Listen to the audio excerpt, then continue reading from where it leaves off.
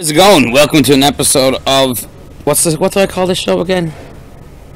The Rundown. That's right. Sorry, I'm a bit sleepy. So I was in England and I stayed in a hotel.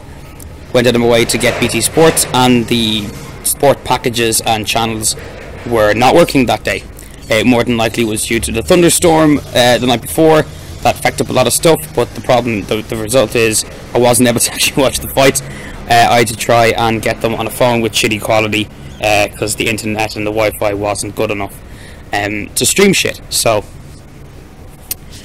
I couldn't do the full breakdown. I had to watch the fights again, and time is going so quickly. It took me a while to get back into my norm after coming back from the flights and stuff. And then there's also the fight this weekend with Marais and Rivera. So I decided not to do one of my big, I take the black and white pictures, and then I do like little stills and show like A, B, C, D to working up to a very important strike or a very important tactic or the fight ending move or whatever. But I'm just gonna just briefly just talk shit and stuff like that. The reason why I'm in my back garden and crap is I can't sit at my desk, can't do computer stuff. You can see here, I'm not that good with using the selfie phone to like image other things, but if you can see, I wrecked my fucking foot and I have to keep it elevated. So I don't have the room or anything to keep it elevated and look around on my PC and shit like that. So I'm doing this here in my back garden because even though the sun's not out, it's surprisingly warm. It's very warm, and I'm grateful because this country's not that warm a lot. So I'm happy when it is. One sec. Yeah, it is what it is. But I just wanna break down this Wonderboy Till thing, because I didn't want to hear people's opinions till I got my own opinion and formulated my own opinion, and then I didn't want to it be tainted or contaminated by other people's opinions, because that can happen. And then I started listening to other people's opinions, and the thing that spoke out more than anything else is I tend to try to pull myself out of the situation and look at it from a distance and see what's the actual happenstance that's occurring, which keeps making these arguments and these debates and these controversial situations. And once you start to analyze that, you realize the individual minutiae arguments between the two sides are kind of irrelevant, because they're both they don't realize that they're arguing for the same thing, which is this entire system, the judging, the rules, everything about it is fugazi as hell. It's absolutely off and wrong, and it makes it very hard to have a sport or have anything with clarity where you can express it and tell other people who are new to it, come here, watch it, here are the rules, to follow along, where you yourself, you might be a big fan, and then you go to the journalists, if you don't know, and then they even go to the officials, and they don't know, and you're like, well, then who the fuck has the answer then, if no one knows? The people who make the sport don't even know? What? And you're like, well, get onto the commissions or change the rules to the sport, and the sport's like, oh, we don't actually make the rules. We wish we could, but we don't do the judging, we don't do anything like that, we've no say. It's just these random commissions who some agree with each other, some don't. Like the new established rule set is only used in some states by their own discretion. What? When does that happen in any of when does that happen? I don't know why I'm talking like this now. Jon Snow, you bastard. But like why do we allow this to happen? Why? Like, that doesn't happen in any other sport. There's no other sport or competitive anything where the rules are that. You know what I mean? You cannot have a future where these conversations don't keep happening when the entire system itself is flawed. So that's that first of all, and then to establish the whole. Well, how do we with this shitty system? If that's the way it is, and we have to kind of go with it, how do we define it? This is a really, really hard fight, man. This is an extremely high level fight, and I think what surprised us was Till is a lot higher level and can compete more cerebrally than we thought he was able to compete at. This is the happenstance, but this is the facts, the simple. I know I don't have the right information or like visual things in front of you to state why these are facts. Like, look at this lighter, there's gravity, I will drop it. See, fact, it dropped, gravity's there. I don't have that, but you can kind of just go over it yourself. Whenever Wonderboy fights someone who is not at his level, he fucking destroys him, and it's amazing to watch in a highlight reel. The kind of stuff that makes you go, I know we used to say Anderson Silva is the best striker, but is Wonderboy better? Like, I think Wonderboy might be better. Those kind of fights. Whenever Wonderboy has fought the elite of the elite of the elite, of the highest level, those elite fighters who fight other people rarely have boring fights. Wonderboy himself rarely has boring fights. But when these high tip of the spear people and Wonderboy compete against each other, they're nullified. The two Wonderboy and Woodley fights, boring. Okay, the first one was awesome, but they took more chances, and I don't think Woodley respected Wonderboy as much as he did. And it was, except for being dropped and stuff, there was that whole, I think Woodley more than likely, and I think he said he felt like he can do better than that. I don't think, see, what's supposed to explain this? When you get to that high level, except for certain personalities, the goal of not getting touched at all becomes extremely high in the list of priorities. So for someone like Woodley to have fought someone like Wonderboy at that first fight, to win that rematch, I mean, I'm thinking about how I even play a computer game. If I finish a level that was super tough and I finish it, but I just about finish it, and there was bitten back and forth moments and stuff, am I going to die? No, I saved it deadly, and it looks more dynamic, and it looks cooler, and it might be more entertaining to watch for someone just sitting there and watching me play the game. But for me, being a completionist, I'll have to do that level again, using the experience that I had from previously playing it, and try and do it as flawlessly as possible. That's what Woodley tried to do in the second fight. And the more you do this, the more the fight looks boring, because you're so much more tentative and careful. That is what happened when Wonderboy fought Till. Till was at a higher level than we thought, and he very much respected and put a lot of priority in the not taking damage side of it. His evasion and ability to parry was so much higher than I fucking assumed it would be, and I think most people assumed it would be. So you get a fight that, for the most part, can seem like a stalemate, boring fight where nothing happens. But, oh man, it's in those fights where you think nothing happens that the slightest thing that does happen is worth so much.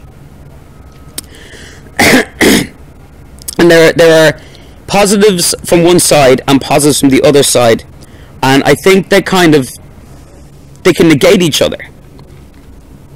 So a lot of people are saying that when watching the fight, they've watched it over and over again, and Wonderboy attacked and hit, not significant strike, because what's a significant strike, but hit, contact, more of his attempts than Wonderboy's, or than Till's, and he had more attempts than Till's. His ratio was just higher. But the times that Till did hit Wonderboy, we saw it. He dropped him at one point. He laid a good few heavy shots during that time. And you've also got to take a look at Wonderboy's thigh. Like, not even near the end of the fight. if not the second round, halfway through the second round, it was definitely by the third round. The commentators even pointed it out. His thigh was red, man. It was red. It was swollen, and because of where it wasn't as visible. But those are significant strikes. They are damage-inducing strikes. Neither fighter dropped each other. Neither fighter took each other down, so that's irrelevant. And the octagon control, I personally feel that the Matador and the Bull scenario is just as justified as the bully cornering the person into a place of they're gonna get fucked, into smothering. I think both of them are equally legible, or equally valid. I know a lot of people don't see that. They see that the karate kind of wait there, and Lyoto Machida, I'm just gonna wait there for ages and do nothing until you come in and whack. Like, that's not that valid. That's not octagon control. Well, it kind of is, because you are dictating and controlling the person's ability to unleash on you, and they have to be very careful and very tentative. And every time they do, you whack, or you just move out of the way.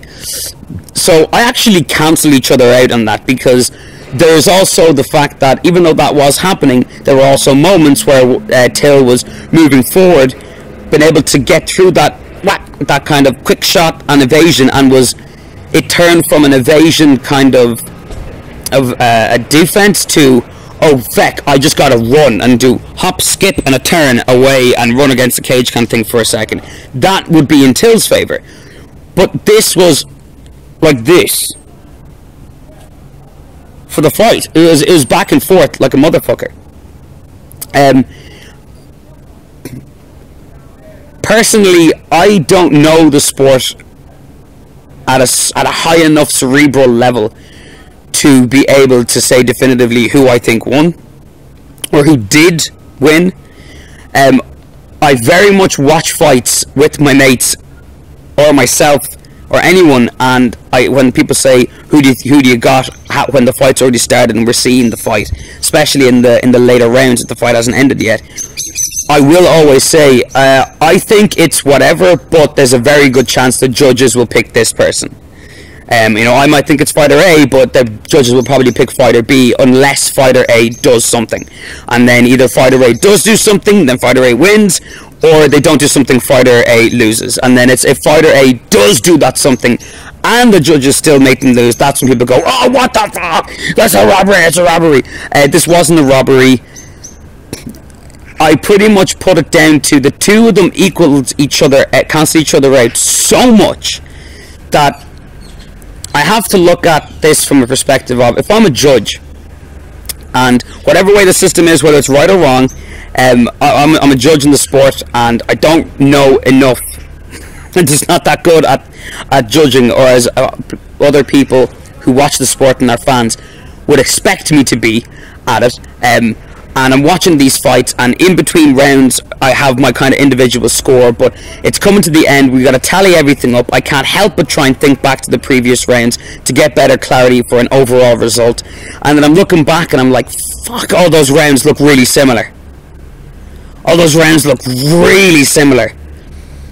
I have to pick is there anything that stood out at all that can help me make a decision? Because there's one thing I know people hate, it's a draw, as judges. And that's the way I'm thinking. If I was in that situation, that might be a thought set of mine. So if that is the case, because I kind of take it as well of, well, I don't know the sport too much myself as Dan here right now, so what are the things that I noticed? And at some point Till dropped Wonderboy near the end, and there's always that whole thing of when a fight can seem pretty even, you always gotta fucking put it on in the last round and do whatever you can to steal the win. Wonderboy got dropped briefly, got back up, nothing was ever finished on it, but he got dropped. He took one or two hits and before he got back up, and they were clean. And then you look at the end, and neither of them have a mark on their face really, neither of them are holding their wrist, holding their arm, or doing anything that shows like they're in pain. But Wonderboy has these thick welts on his thigh.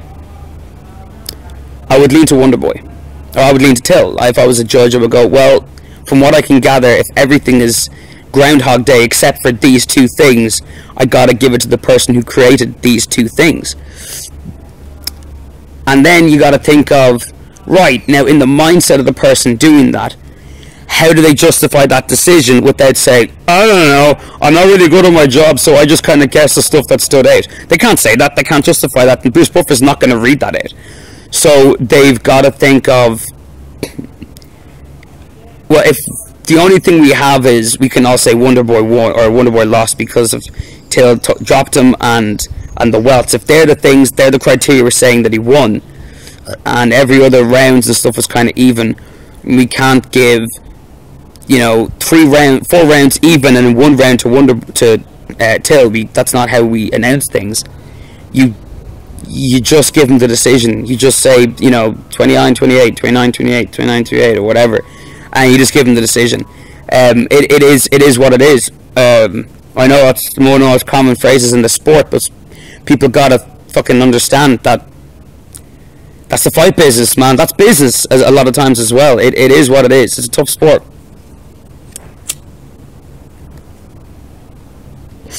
And it's also super, super young. And we're in a world where if technology breaks,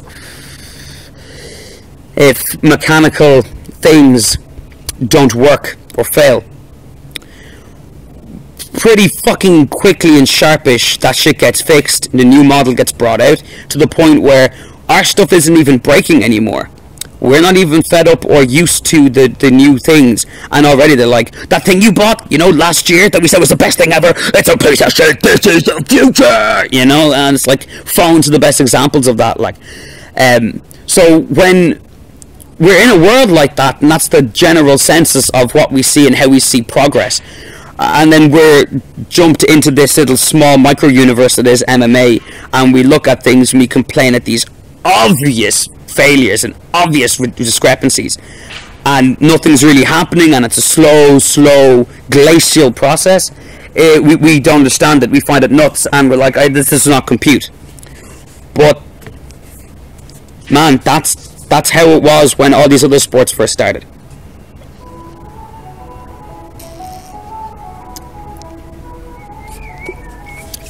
I don't think there is a sport, with the exception of entertainment thing, with the exception of maybe sports gaming, that when it started, it was the only new thing, and every other fucking sport and entertainment style had already been existing for a very long amount of time. When our parents were kids, the majority of sports, our parents were kids when these sports were started. And even like the lineage and stuff goes back even further. Modern MMA is 25 years old. And like, well, damn, that's as long as the UFC. I mean, MMA isn't the UFC. No, but modern MMA was certainly brought to the fucking place where it is because of the UFC. Like him or hate him, know him or don't know this other person, these other people, but the Fertittas and Dana White are the reason modern MMA exists and is what it is. And that's super, super quick, man. That's super quick. And the rest of the world and the commissions and everything, they're still on the old time frame of you know, sport improvement, which they don't really hear complaints about because most of the minutiae and the bollocks has kind of been solidified and fixed in all these other grandioso sports. We gotta have patience. We have got to have patience. It sucks and it's lame, and we care so much about these fighters as people. It's one of the reasons why being an MMA fan may be one of the hardest sports for fans to be attached to. The MMA fans really, like, we feel it in the fields. We're so hooked into the entertainment like a casual fan, but we spend the time and we get to know these people as people. We relate to them, we relate to their struggles, and man, it's hard to watch them lose. It hurts sometimes. And if they are going to lose, you want it to be in the best circumstance possible. When you find out they lose and the system and the sport itself is also dicking them over after the fact, it really, really fucks you over as a fan. And it there's this constant, I think there's a very much love-hate with the fans of MMA, the organizations, and some of the decisions the fighters make in general, because they kind of set the sport back, because it is a very selfish sport, so they look out for number one. But if you only look out for number one and you don't look out for the whole, then there's going to be no improvement for the futures people in your position. And as the business goes, hey man, it's not their business till you worry about your business. You know, your business is worry about your business. That's the way it's worked in every other sport, and it got there eventually. The hope is, because all these things already exist and there's these precedents, that the evolution won't take a fraction of the time. And I think we're seeing that it's not taking a fraction of the time. It came from nothing to what it is in 25 years. That's fucking unreal. But we can't get as bogged down all the time with every single thing in the business, the decisions, the judges, the fights, the purses, everything. Every single time it's even mentioned about because a fighter has grief, or a particular fight happened, or whatever the fuck. We have to be better, what's the word, keepers of the sport, the art of it, and its entity as being spread towards people. We can't complain to each other. Like, look, here's the thing, I find it, and I get sleepless some nights thinking, how is it that in a world where a woman goes on holiday and sends a tweet and then gets fired from her job on the basis of what strangers said about that tweet, in that world where this woman has done nothing to her job, nothing to her boss, nothing to anything, didn't say anything personal to anybody, just made a general joke about Africa and AIDS. Like, you can't say that they're not tied together in history. Fuck off. Stop denying things because you think it's mean. Meanness is not personal. Stating things is not mean. Stating something that is mean doesn't make you mean. It's just a statement. And if you can make that statement funny, it's easier to take the severity of the realism. And a lot of people just looking for shit to jump onto. So strangers complained about this tweet where this woman went, going to Africa for holidays, hope I don't get AIDS, JK, I'm white. That's a funny tweet, man. It's stupid, it's dumb, it's not factually correct. Yes, you can relate them historically together, so it's not completely out of nonsense. I would describe that as a good joke. That is what I would say is, well, those are some of the ingredients involved in a good joke. Strangers complained, she lost her job. In that world, the fighters, there is a business, there's an organization, and the fighters, the media, the fight fans, the promotional machine, who don't agree with each other on a lot of different things, all unanimously agree that the criteria for the judging, the system for the judging, and how they elect judges, and some of the referee rules and everything like that, are fugazi as hell, and absolutely need to not be tweaked or changed, stripped, removed, taken back to the drawing board and redone from grassroots ground up. They all agree that. And not any one of these fight people in a fight business can get these few old, stuck-in-the-mud commission people to make any fucking changes whatsoever. I find that mad. I don't know what the answer is. I don't know how they should do it. I don't know how we should do it. I'm a part of the community if I'm the fight fan that I am. And I believe I'm a very fucking authentic and bleeding heart fight fan. My lack of money unfortunately hinders how much I can express that, but it is what it is. It's an expensive sport to be involved in. But just the simple fact that these people who are involved in one of the most stronger mental aspects you have to have, the most defiant mental aspects you have to have. The balance of being mentally strong, defiant, and a killer, but not being an absolute egregious asshole.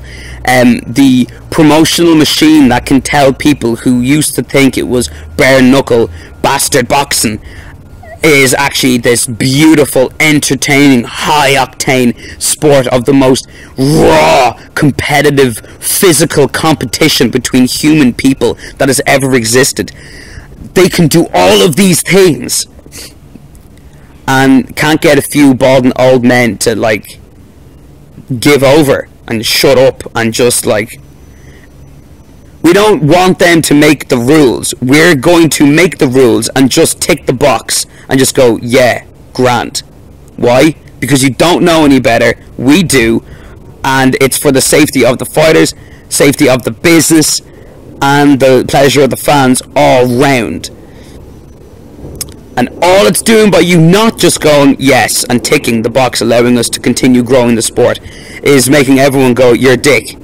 And the longer it goes on, the more people in this modern world can actually find the names of the people in the commissions, find the names of the people at these hearings who said no, and just bitch at them and slay them. And I'm hoping that this new system that can be used to such negative effects, where someone can just speak their mind about something and then all of a sudden the world can turn against them and blacklist them, that tool can be used for good in a positive way to get grumpy, stuck in the mud, arrogant, blind, delusional, shitty old people, or with old states of minds, to cop the fuck on, stop being so selfish, get off the fucking pot, and just move the fuck over and realize your place here is gone and it's done and you don't fucking matter. You can still exist, you can still be happy in life, but get the fuck, and people will respect you for it. Hopefully that we'll see that happen more and more in the future. But until it does, these covering of the media and 90% of the content of a podcast about why they think their opinion of this particular judge's decision or whatever is right or wrong, when the whole system itself is fugazi, it's got to stop. It's got to stop. We have to direct our frustration and our energy towards a positive way that things can actually be changed, an effective way that things can be changed positively, rather than just kind of bickering amongst ourselves.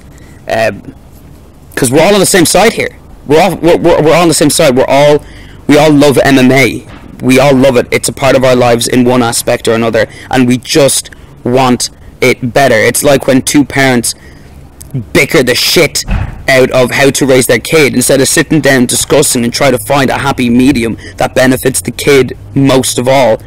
They're just bickering with each other, where it's like, you don't have to be the best ever, but you have to represent a united front and agree, that you're only arguing because you're on the same side. You want what's best for your kid, and we want what's best for this sport. So let's band together and just stick it to the few fuckers in the background who are allowing this to continue. The way it goes at the end of it all, what's the fallout from this? The fact that Darren Till missed weight and this conversation with the Fugazi, the judging and everything, means that this isn't a detrimental loss for Wonderboy. He didn't get stopped, he didn't get starched, he didn't get submitted, he didn't get wrecked for 5 rounds. So it's not that much of a loss for Wonderboy. It could have been a lot worse. For Till, it's great. Like it or not, he beat a number 1 guy. On paper, that's what matters. You're only as good as your last fight. He beat the number 1 guy. Number contender. So we'll see what happens. It's going to be RDA versus Colby. Till said he wants to fight a few other people, so I think it's probably in the judges and the fans, and like for Woodley to heal and everything like that, and to make sure he's proper on point. Everyone's best interest that I don't give a fuck about the interim belts, because that's a joke and that shouldn't even be there. Colby shouldn't even be fighting for an interim belt, neither should RDA. I think the two of them should fight, and the winner of that fight then fights Till, and then the winner of that fights Woodley. Would be cool that if hypothetically Till was to win that fight, Wonderboy fights him again, and maybe we'll get a very different very different outcome, or a very different performance at least, from both fighters. Moraes versus Rivera is going to be nuts. So it keeps going like in and out with the light. That's going to be great, can't wait for that. Let it also be known though, people gotta stop missing weight. I know there was a reason Till with his kid, that's fair. A lot of people don't know that Wonderboy actually had a stipulation that after the fight, Till can't weigh over a certain amount, which means that just because he missed the weight, he still has to try and either stay on the weight that he's at, cut even a bit more if he can, but the one thing he definitely can't do is balloon the fuck up. So he has to post-fight weigh and make sure that he's in and around the same weight, so he can't be like, oh, I missed weight, sorry, here's my purse, eat, balloon the fuck up, hydrate, now I'm fucking massive, beat your ass. And if I was to weigh in after that fight, I'm like 205, 210, or whatever the fuck. No, he has to stay at, like, I think it's 188 or 89 or whatever the fuck he missed weight by. He only has like a pound or 2 pounds over that he can still be at by the end of the fight, which is, I think, something that if people miss weight, that's a good stipulation, because it's like, oh, you miss weight, cool, but you can't bulk back up, you still have to try and maintain it, and you're going to be as fatigued as I am. So that's one of the main differences as well. It's not just the size and the power, it's the fact that one fighter was way more drained before they were allowed to start getting back to normal than the other fighter. The other fighter mightn't even potentially been drained at all, so they don't have to recoup, whereas the other fighter does. But if you can say, okay, look, you didn't make it down to the weight, but you're wrecked, I'm wrecked, and you can't pump back up anymore, then that's cool. You can just, rehydrate so you're not dead, but you can't just blow up to like almost an entire weight class above. That's at least fair. And because of the reasons as to his girlfriend and the kid and stuff, I can't speak for it. I don't think anyone who's never had a kid can speak for it. But all I can say is the people who have had kids who speak for it are like, yeah, no, that fucks your entire game up. What do you expect? What would you expect? Cutting weight is a serious mental fucking challenge, and that just takes all of your mental will and just puts it onto like your worry and everything for your little child. So I respect that. It is what it is. None of that goes to Mackenzie Dern, though. She absolutely did not make weight in any fashion whatsoever, and it's an absolute fucking joke. Go listen to Kat Zingano about it. She doesn't put her under the bus, but she's just like, yeah, I can't say that she looked like she was fucking killing for it, It is what it is. Go on YouTube, the thing for Mackenzie Dern Liverpool accent. It's just Darren Till. This is brilliant. Yeah, so that's me. That's the end of it. Fair play to Till. I don't think it's bad on Wonderboy. It's going to be cool regardless. There were a few other good fights on that card. The other Liverpool girl lost, unfortunately, so there you go. If you think that the fights are fixed, they're not. Alan got a very fucking awesome win after... I thought he was going to be doing a lot better. I certainly had him picked to win, but I thought he would be winning throughout the fight. But he got a nice submission there at the end, stealing the victory, which was great. There's a few of the fights in there that are pretty decent. It was a good card, man. It was a good card. But Liverpool's got nothing on Dublin. Crowd, nothing on Dublin. Absolutely nothing. Very, very, very few places have that level of ridiculousness. And here's the other thing as well that people aren't pointing out. Everyone goes on about how Dublin was like the craziest sound and the most energy from an arena they've ever been to. Possibly one of the smallest arenas I've ever been to as well, with feck all capacity in the theatre. It's like 20,000, 22,000. That's all. That's nothing. That's so not a lot. Like the standard stadiums in America are like 40 to 50. So yeah, for a small country, you got a big fucking voice. Just like me, I may be about 5'8". It depends. It depends how when I heighten myself, because you shrink the later on during the day as gravity takes effect. But if you wake up straight away and you and I check my height, I'm 5'8". Oh, sorry, I'm 5'9". But if I wait till the end of the day, I'm 5'8" point something. But I have quite a resonant voice, just like my country does. So, and Mexico as well has quite a powerful voice for it being the little place that it is next to America, and they just took a lot of their places and went, this is Texas now. Okay, well it's not, but no, it's Texas now.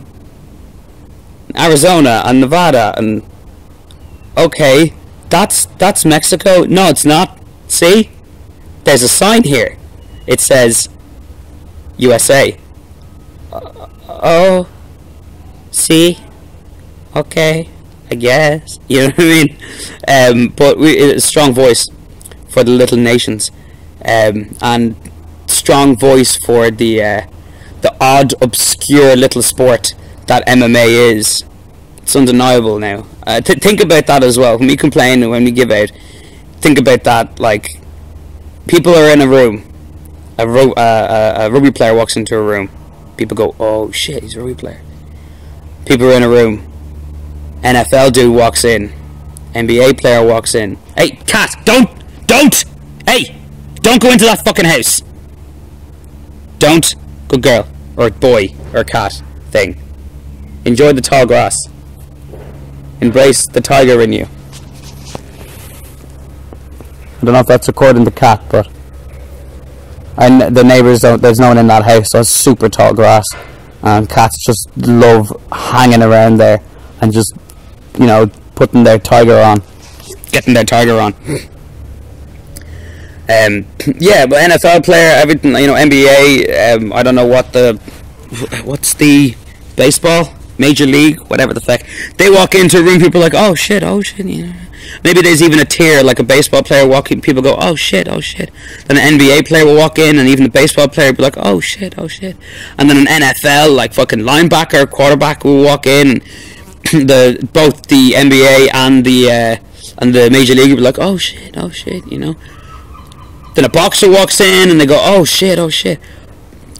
When a fucking legit MMA fighter like a Daniel Cormier or some shit like that, or a John Jones walks in, everyone in the room goes, oh shit, because everyone knows that doesn't matter how much points you can make in a game, doesn't matter how many times you can win a few rounds in boxing, in a room of people, that person who walks in, only because they choose not to, didn't fucking murder everyone in there. And there's a level of respect with that, and when it comes to athletes and competitors. And then when you add that with, hey, they may be the most calm and sound and well adjusted, there's also even a higher level of respect. Stop thinking you can come into my house.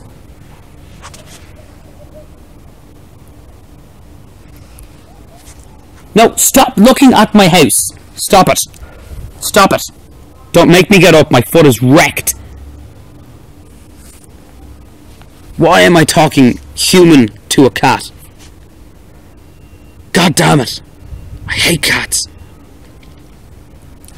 I don't hate cats. I don't care about cats. I just don't care. They're not dogs, and they never will be dogs, because they're cats.